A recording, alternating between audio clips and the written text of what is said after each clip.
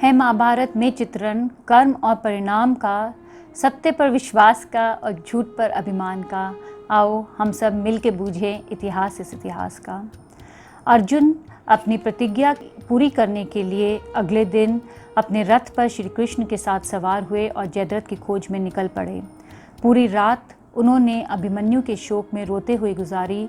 उन्हें अभिमन्यु से बहुत प्यार था और शायद जयद्रथ को मारने की प्रतिज्ञा ने ही उस रात को उनके लिए कुछ आसान करा। उधर जब दुर्योधन को अपने गुप्तचर के द्वारा जब पता चला कि अर्जुन ने जयद्रथ को मारने की प्रतिज्ञा ली है तो दुर्योधन बहुत खुश हुआ। उसने सोचा कि अगर हम एक दिन के लिए जयद्रथ को किसी तरीके से अर्जुन से बचा सके तो अर्जुन अपनी प्रतिज्ञा पूरी नहीं कर पाएगा, जिसकी वजह से शाम को वह अग्नि में अपनी देह को जलाकर ख़त्म कर देगा और अगर अर्जुन मर गया तो पांडव अपने आप इस युद्ध में हार जाएंगे। परंतु गुप्तचर की बात सुनकर जयद्रथ बहुत भयभीत हो गया और उसने अगले दिन युद्ध क्षेत्र में जाने से मना कर दिया। दुर्योधन ने उसको आश्वासन दिया कि तुम चिंता मत करो, तुम्हारे साथ हम सभी योद्धा रहेंगे और हम तुम्हारी सुरक्षा पूरी तरह से करेंगे।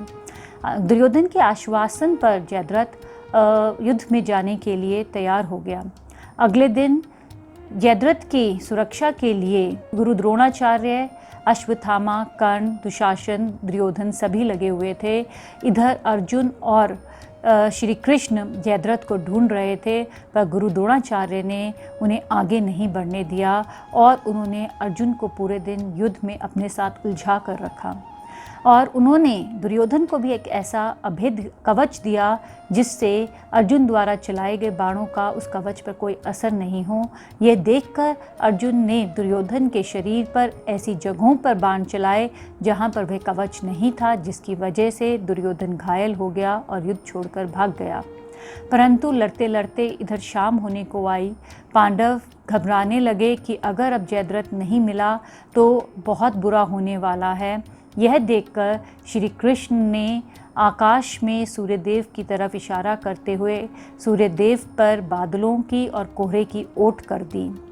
जैसे ही सूर्यदेव बादलों के पीछे छिप गए तो सभी को यह आभास हुआ कि शायद सूर्यास्त हो गया है और जयद्रथ बहुत खुशी खुशी अपने खेमे से निकलकर अर्जुन और श्री कृष्ण के सामने आकर खड़ा हो गया और उसने अर्जुन को बोला कि अर्जुन, अब तुम्हारी बारी है, तुम्हें अब अग्नि में अपने प्राण दे देने चाहिए।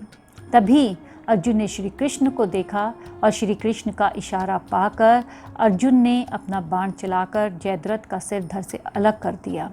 उसी समय श्री कृष्ण ने बादलों को और कोहरे को सूर्य के आगे से हटा दिया और सूर्यदेव फिर से आकाश में वैसे ही चमकने लगे और सबको यह पता चल गया कि सूर्यास्त नहीं हुआ था। पांडव और कौरव दोनों में बहुत भीषण युद्ध चल रहा था। दोनों ही तरफ के योद्धा बहुत जुनून से लड़ रहे थे। गुरु द्रोणाचार्य भीम से लड़ रहे थे और कर्ण नकुल से लड़ रहा था और बाद में कर्ण भीम से लड़ने लगा। इधर भीम ने बहुत सारे कौरवों का वध कर डाला। कर्ण ने भीम को युद्ध में मार दिया होता, परंतु क्योंकि उसने कुंती को वचन दिया था कि अर्जुन के अलावा वो किसी और पांडव को नहीं मारेगा, इसलिए उसने भीम को जिंदा छोड़ दिया और इस प्रतिज्ञा की वजह से उस दिन युद्ध में भीम के प्राण कर्ण के हाथों बच गए। फिर कर्ण का युद्ध भीम के बेटे घटोत्कच के साथ हुआ। घटोत्कच ने अपनी मायावी शक्ति से युद्ध में ऐसा भूचाल मचाया कि कर्ण उसका सामना नहीं कर पाया। कर्ण घटोत्कच के आघात से घबरा गया और उसे समझ नहीं आया कि वह घटोत्कच को किस प्रकार रोके, इसलिए उसने घबराहट में और आनन फानन में अमोघ शक्ति का प्रयोग घटोत्कच के ऊपर कर दिया, जिसकी वजह से घटोत्कच की मृत्यु हो गई, क्योंकि वह अस्त्र इंद्र भगवान ने कर्ण को दिया था और ये कहा था कि वह उसका प्रयोग सिर्फ एक बार ही कर सकेगा, उसके बाद वह शक्ति इंद्र भगवान के पास वापस लौट जाएगी। उस शक्ति का प्रयोग करने के बाद कर्ण को बहुत ही अफसोस हुआ, क्योंकि कर्ण ने अमोघ शक्ति को अर्जुन के लिए बचा कर रखा था और उससे यह बड़ी भारी गलती हो गई कि उसने इस शक्ति का प्रयोग घटोत्कच के ऊपर कर दिया। अब उसे पता था कि अब उसे अर्जुन के साथ युद्ध बिना इस शक्ति के ही करना पड़ेगा और उसे मारना पड़ेगा, परंतु अब उसके पास कोई और रास्ता नहीं था। इधर सूर्यास्त हो गया, परंतु दुर्योधन ने फिर भी अपनी सेनाओं को युद्ध करते रहने के लिए कहा। युद्ध रात भर चला और इसमें जब भीम को पता चला कि घटोत्कच मारा गया है, वे बहुत ही गुस्से में आ गया। उसने दुर्योधन और दुशासन के अलावा सभी कौरवों का वध कर दिया।